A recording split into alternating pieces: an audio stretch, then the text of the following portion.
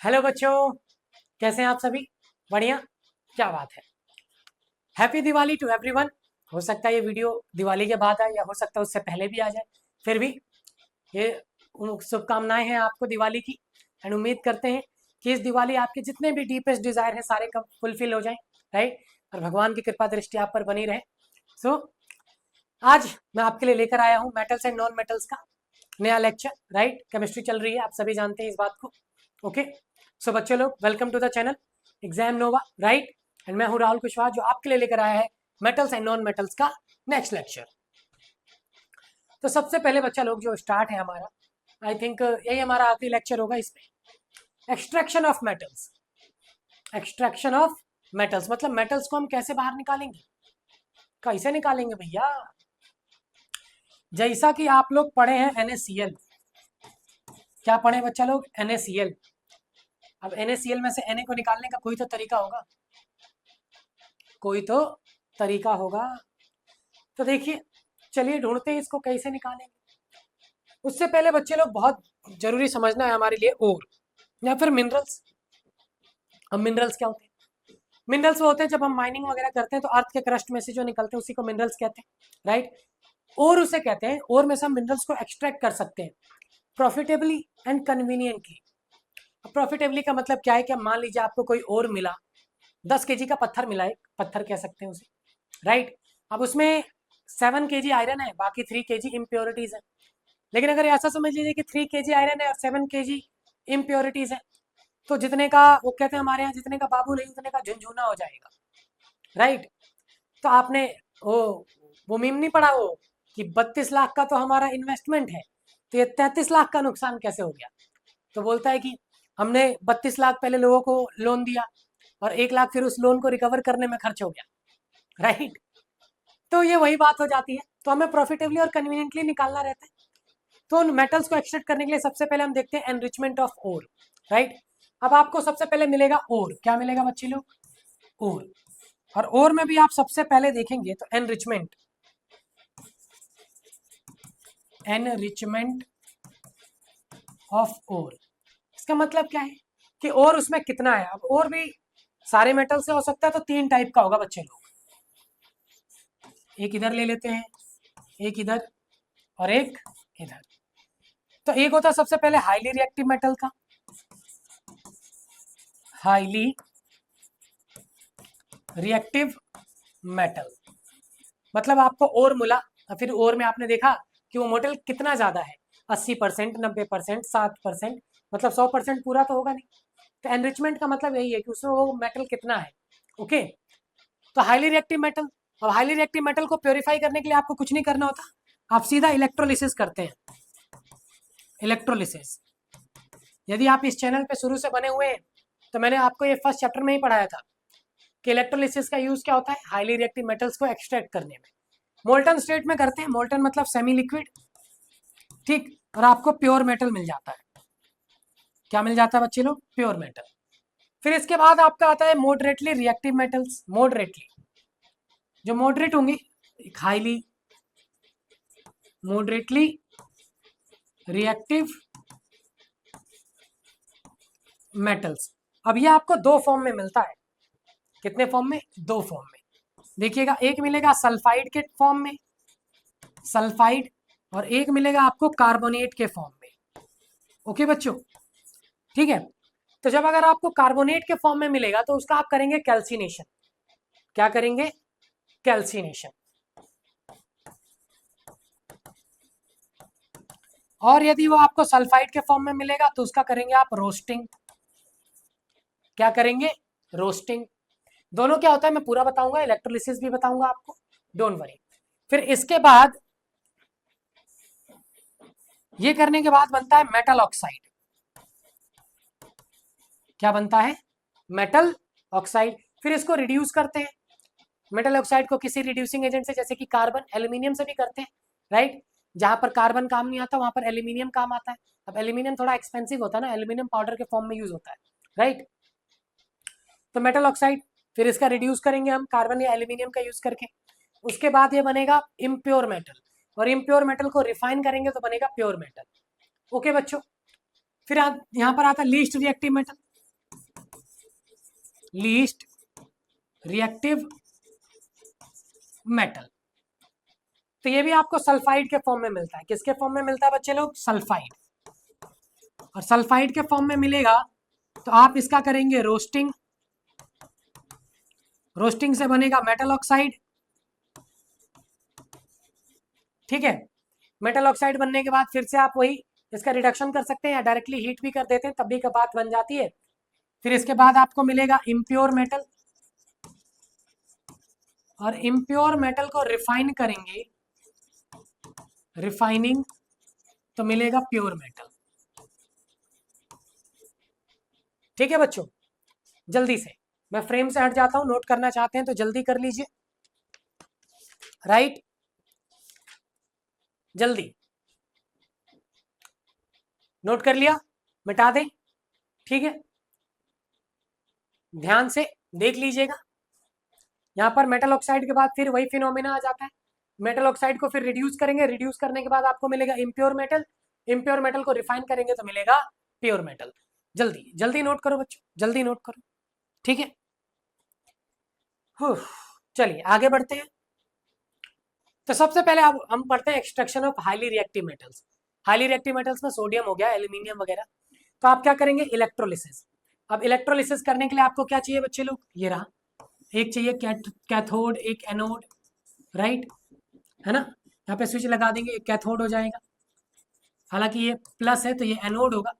ठीक है, प्लस वाले को एनोड कहते हैं, माइनस वाले को कैथोड कहते हैं। तो यहाँ होगा एनोड, यहाँ होगा कैथोड। ओके, तो इसी तरीके से आपको पता नहीं प्लस है तो माइनस को अट्रैक्ट करेगा, ये माइनस है तो ये प्लस को अट्रैक्ट करेगा। ये बहुत ही बेसिक बातें हैं जो आपको पता होनी चाहिए। नहीं पता तो आज जान लीजिए। ओके, तो देखिएगा, सबसे पहले करते हैं NaCl। अब NaCl को आप किस में, कौन सी स्टेट में लेंगे? मोल्टन। मोल्टन स्टेट में लेने के बाद इसका करेंगे इलेक्ट्रोलिसिस। क्या करेंगे बच्चा लोग? इलेक्ट्रोलिसिस। तो ये बनेगा Na प्लस Cl2। अब इसको आप क्या कर दीजिए? बैलेंस करना पड़ेगा। तो आप देखेंगे तो यहाँ Cl2 है तो यहाँ पे 2 लगा दीजिए, और यहाँ पे भी 2 लगा दीजिए। ठीक है, तो बैलेंस तो हो गया। अब इसकी रिएक्शंस लिखनी पड़ेंगी हमें। At cathode, at anode. तो आप सभी जानते हैं कि Na पे पॉजिटिव चार्ज होता है तो नेगेटिव से अट्रैक्ट होगा। राइट, क्या आएगा? Na plus. अरे भाई इलेक्ट्रोलिसिस होगा, आयंस अलग अलग हो जाएंगे। अब देखिए, सोडियम, सोडियम आयन है ये। तो सोडियम जो एटम होता है वो सोडियम आयन बना है क्यों? क्योंकि उसने अपना एक इलेक्ट्रॉन लूज कर दिया। क्योंकि उसने अपना एक इलेक्ट्रॉन लूज कर दिया। तो एक इलेक्ट्रॉन लूज करने के बाद इस पे चार्ज आता है प्लस, तो वही एक इलेक्ट्रॉन इसको कोई वापस दे दे, ये एक इलेक्ट्रॉन गेन कर ले, तो ये वापस से सोडियम बन जाएगा ना बेटा। जो इसने एक इलेक्ट्रॉन दिया उसी की वजह से सोडियम ने अपना एक इलेक्ट्रॉन किसी को दे देता था तो Na प्लस बन जाता था। वही इलेक्ट्रॉन इसको अगर वापस मिल जाए तो ये Na बन जाएगा ना। अरे बोलो, हाँ बेटा Na बन जाएगा। क्लोरीन के साथ क्या है? Chlorine negative. अब क्लोरीन नेगेटिव क्यों बना? क्योंकि इसने एक इलेक्ट्रॉन किसी से ले लिया था, अब ये वही इलेक्ट्रॉन किसी को दे दे, तो माइनस इलेक्ट्रॉन, तो क्या बनेगा? Cl2। Cl बन जाएगा, है ना? Cl ले लो, कोई दिक्कत नहीं, बैलेंस कर देंगे। ठीक है, Cl2 आपस में बॉन्ड बना लेते हैं ना, ये बेसिकली ये डायटोमिक होता है। ठीक है, बैलेंस कर देंगे हम, यहाँ 2 ले लेंगे, यहाँ 2 ले लेंगे। ओके, तो Cl2 बन जाएगा। अब बैलेंस करना बहुत जरूरी है बच्चे लोग। ये देखिए, ये 2 है तो ये भी 2 होगा, और इलेक्ट्रॉन भी 2 होगा, क्योंकि क्लोरीन आयन 2 है तो वो 2 इलेक्ट्रॉन गेन करेगा, सॉरी लूज करेगा, लूज करेगा। ओके, यहाँ पे सोडियम 2 तो यहाँ पे आप लगा दीजिए 2, यहाँ पे 2 और यहाँ पे भी 2, कोई दिक्कत नहीं, कोई दिक्कत नहीं। ओके बच्चों, तो इस तरीके से होता है extraction of highly reactive metals. Highly reactive metals note कीजिए, बहुत ही इंपॉर्टेंट है बच्चे लोग, नोट कीजिए, है ना?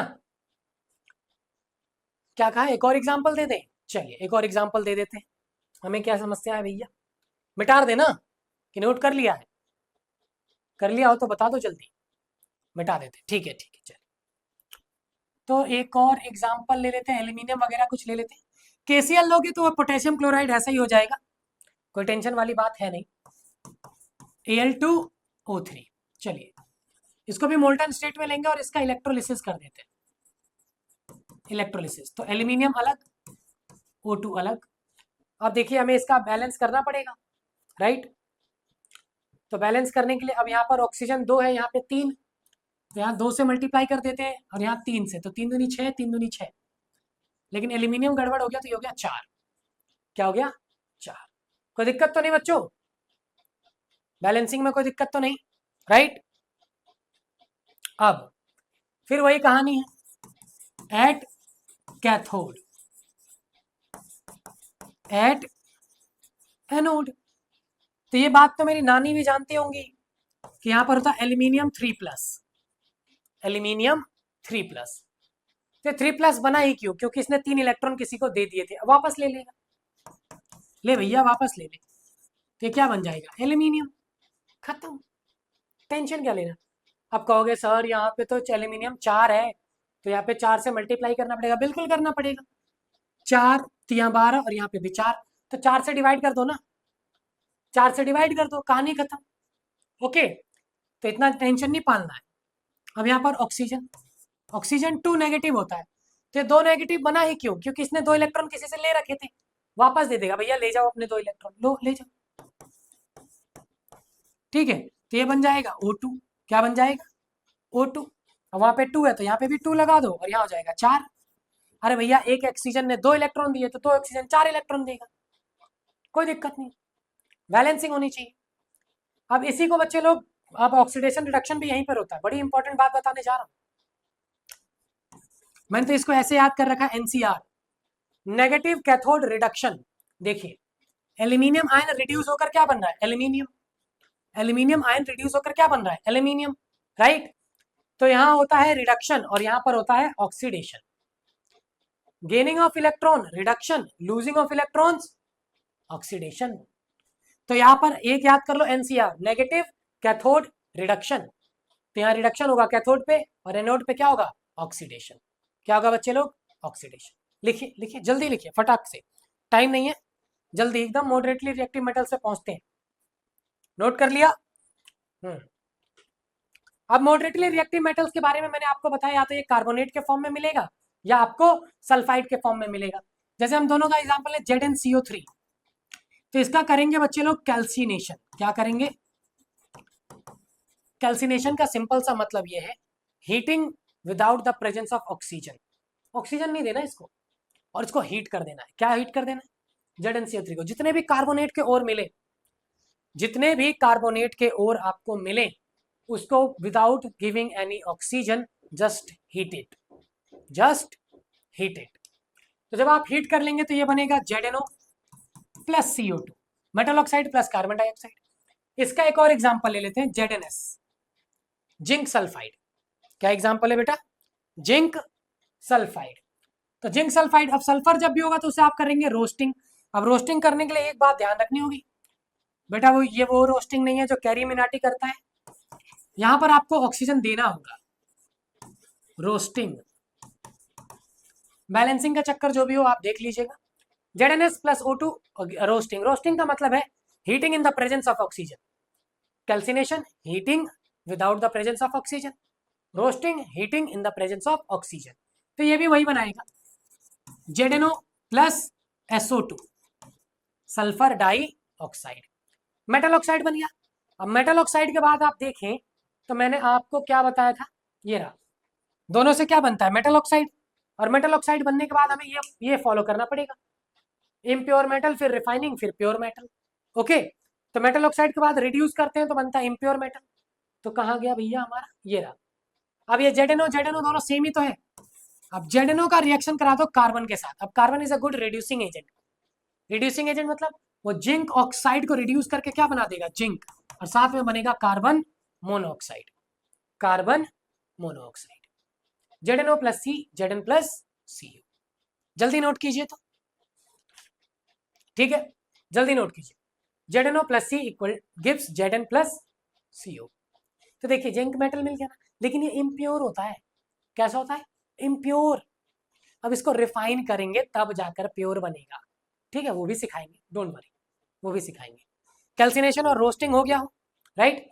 अब यहाँ पर थोड़ी सी बात, थोड़ी सी दिक्कत कह सकते हैं कि दिक्कत क्या आती है। अब भैया कार्बन एक अच्छा रिड्यूसिंग एजेंट है, लेकिन इतना भी अच्छा नहीं है कि वो जिंक से ज़्यादा रिएक्टिव मेटल्स को भी रिड्यूस करते हैं। जिंक से भी ज़्यादा अच्छे जो है या ज़्यादा रिएक्टिव जो मेटल्स हैं उनको भी रिड्यूस कर दे, तो करेगा क्या, फिर क्या करें, तो एल्यूमिनियम आता है। अब लेकिन एल्यूमिनियम पाउडर के फॉर्म में यूज़ होता है, लेकिन एल्यूमिनियम है महंगा, ठीक है, इसीलिए उसको ज़्यादातर यूज़ नहीं करते। और इसका सबसे बेस्ट एग्जाम्पल है थर्माइट रिएक्शन। क्या एग्जाम्पल है बच्चे लोग, थर्माइट रिएक्शन। ये मिटार देना, हाँ मिटार देते हैं।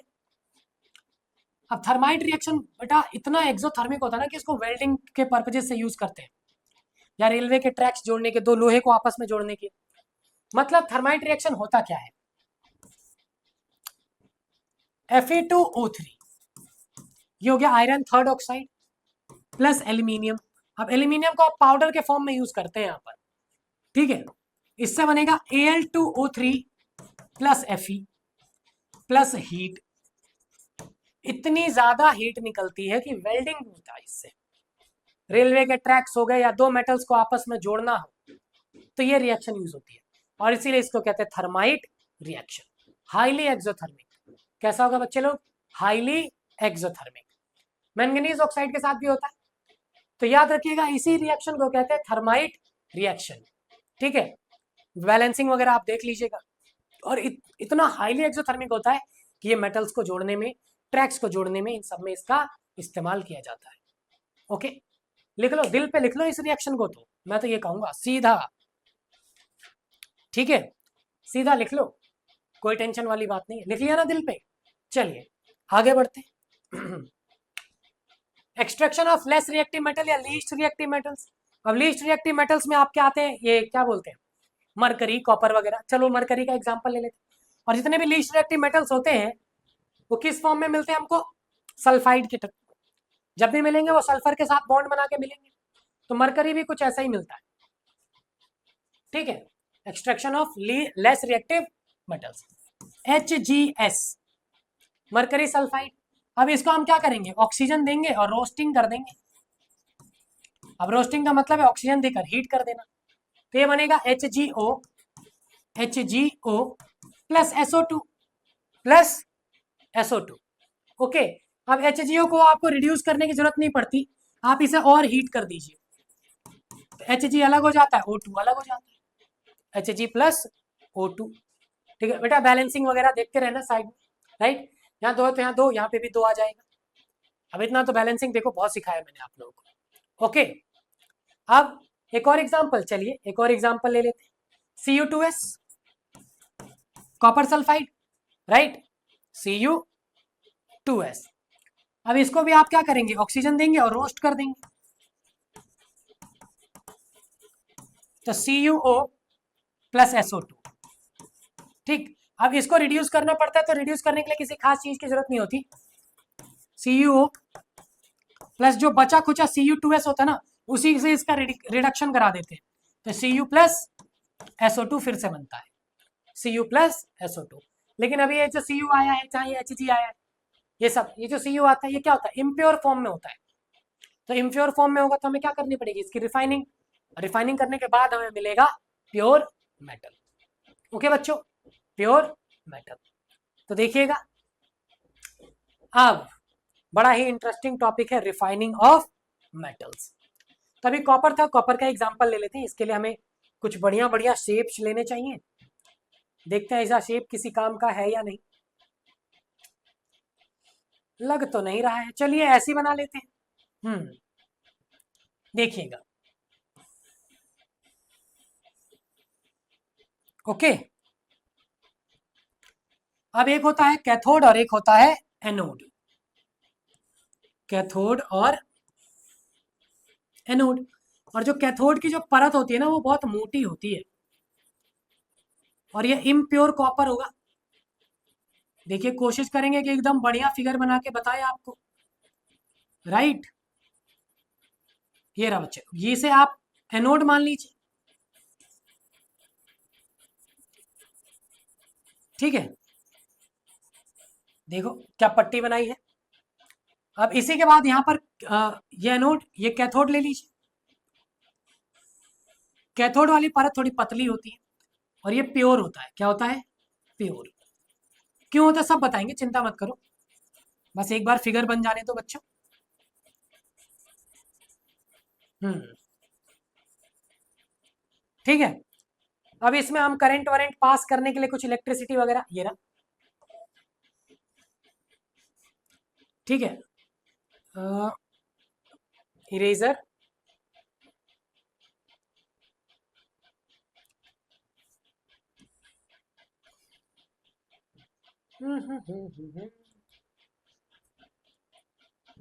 देखिएगा, प्लस माइनस, ठीक है। फिर यहां से इसको ऐसे लेकर आते, चाहे तो आपसे एक स्विच लगा लेना, कोई दिक्कत नहीं है। अब ये हो गया कैथोड और ये हो गया आपका एनोड, तो कैथोड और एनोड,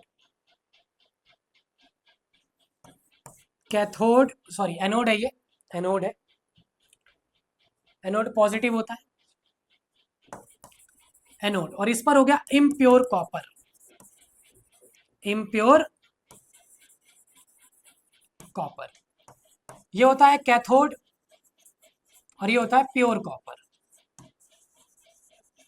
अब प्योर कॉपर बेटा एक बात बताइए, पानी पानी में ही मिलेगा ना, तो कॉपर कॉपर के साथ ही तो आएगा, एकदम अट्रैक्ट होगा, बॉन्ड बनाएगा। बॉन्ड क्या कह सकते हैं, उसमें मिल सकता है, घुल मिल सकता है, सेम चीज सेम में गायब हो सकती है, राइट। अब पानी को पानी में मिलाओ या पानी को ऑयल में मिला दो, मिलेगा ही नहीं। अब ये थोड़ी तो फिर यहाँ पे गोल्ड का स्ट्रिप थोड़ी लेंगे, कॉपर का ही लेंगे ना, ठीक है। और इसी में से कॉपर टूटता रहेगा, इसमें जुड़ता रहेगा, टूटता रहेगा, जुड़ता रहेगा, टूटता रहेगा, जुड़ता रहेगा, ओके। इसमें कुछ इम्प्योरिटीज है और ये प्योर कॉपर है, ओके। अब ये इलेक्ट्रोलाइटिक, इलेक्ट्रोलाइटिक होना चाहिए ना लिक्विड हमारा, तो हम लेते हैं एसिडिफाइड कॉपर सल्फेट। अब एसिडिफाइड क्यों लेते हैं भैया, आपका ये सवाल तो नहीं है बच्चा, होना भी नहीं चाहिए, बहुत पिटाई करूंगा मैं आपकी। अब इसमें इसमें जो भी लिक्विड है इसको भर देते हैं। अब ये लिक्विड में हमें कुछ ऐसा लेना पड़ेगा जो कंडक्टिंग हो, तो कंडक्टिंग बनाने के लिए हम इसको लेंगे acidified, acidified copper sulphate, acidified copper sulphate CuSO4 plus H2SO4 ले लेते हैं, सिंपल सी बात है। अब एसिड का यूज क्यों करते हैं, ताकि acid is a good conductor, वो इस इलेक्ट्रोलाइटिक लिक्विड है इसको और अच्छा कंडक्टर बना दे, ताकि इलेक्ट्रिसिटी अच्छे से कंडक्ट हो सके, okay. Anode impure copper, cathode pure copper. अब देखिएगा होता क्या है, अब रिएक्शंस होती हैं बेसिकली, रिएक्शन पहले होगा कैथोड पे, पहले क्या एनोड पे भी होगा, एनोड कैथोड, ओके। अब दोनों की रिएक्शन एनोड, अब एनोड पे कॉपर है ना, कॉपर तो है, तो कॉपर क्या करता है, कॉपर होता है और दो इलेक्ट्रॉन अपने लूज कर देता है, क्या कर देता है बेटा, अपने दो इलेक्ट्रॉन लूज कर देता है और ये बनता है Cu2+, अभी बताया था ना ऑक्सीडेशन होता है, इसने अपने दो इलेक्ट्रॉन लूज कर दिया, आपने बटन ऑन कर रखा है। अब देखेंगे यहां पर ये प्लस और ये माइनस, तो करंट तो ऐसे जाएगा लेकिन इलेक्ट्रॉन इसके अपोजिट जाएगा, राइट। तो जैसे यहां से कॉपर ने दो इलेक्ट्रॉन दिए, कॉपर ने यहां से Cu2+ बन के निकला, तो यहां से दो इलेक्ट्रॉन निकले ना, अब यही दो इलेक्ट्रॉन घूम घूम के यहां तक पहुंचेंगे, राइट। भैया इलेक्ट्रॉन तो ऐसे ही जाएगा, करंट ऐसे आएगा ना। अब कहोगे फिर करंट यहां से यहां कैसे पहुंचेगा, इसीलिए तो एसिडिफाइड कॉपर सल्फेट लिया है, इसीलिए लिया है बच्चे लोग एसिडिफाइड कॉपर सल्फेट, ताकि ये कंडक्टिंग लिक्विड हो, ओके। तो अब यहां से Cu2+ यहां आया और Cu2+ यहां पर जाकर इसमें जुड़ जाएगा, तो भैया Cu2+ Cu कैसे बनेगा, अरे भैया इसने दो इलेक्ट्रॉन लूज किए ना, वो इलेक्ट्रॉन इधर से आ रहे, ठीक। और कैथोड पर जाकर यही Cu2+ दो इलेक्ट्रॉन गेन कर लेगा और बन जाएगा कॉपर, और वो तो पहले से ही प्योर कॉपर है और उसी के साथ घुल मिल जाएगा, उसी के साथ घुल मिल जाएगा, समझे बच्चों, अरे समझे या नहीं समझे बताओ, ठीक है। तो यही था आपका refining of metals, refining of metals, okay बच्चों ध्यान रखिएगा। एनोड इम्प्योर होता है, इम्प्योर से कॉपर दो इलेक्ट्रॉन लूज करके Cu2+ बन के निकलता है, अब ये प्लस है ये माइनस, अरे भाई यहां पर हमने लगा रखा ना कैथोड और एनोड, तो इससे अट्रैक्ट होगा ये Cu2+ यहाँ जाएगा, अब Cu2+ तो हमें चाहिए नहीं, आयन है वो, हमें कॉपर चाहिए, तो वो 2 इलेक्ट्रॉन को गेन कर लिया उसने, और जैसे गेन कर लेगा तो Cu2+ Cu में रिड्यूस हो जाएगा। एनसीआर तो यहाँ होता है रिडक्शन और यहाँ होता है ऑक्सीडेशन। ओके बच्चा लोग, ओके ठीक है। तो रिफाइनिंग ऑफ मेटल्स तो हमारा हो गया, तो यहीं से हमारा थैंक यू का स्लाइड आ गया है। एंड यहाँ पर आपका ये चैप्टर खत्म भी होता है। कोरोजन मैंने पढ़ा रखा है, उसका लेक्चर आई थिंक अपलोड भी हो चुका है। सो बने रहने के लिए thank you and subscribe to the channel and wish you all the very best. Happy Diwali. पढ़ाई करते रहे।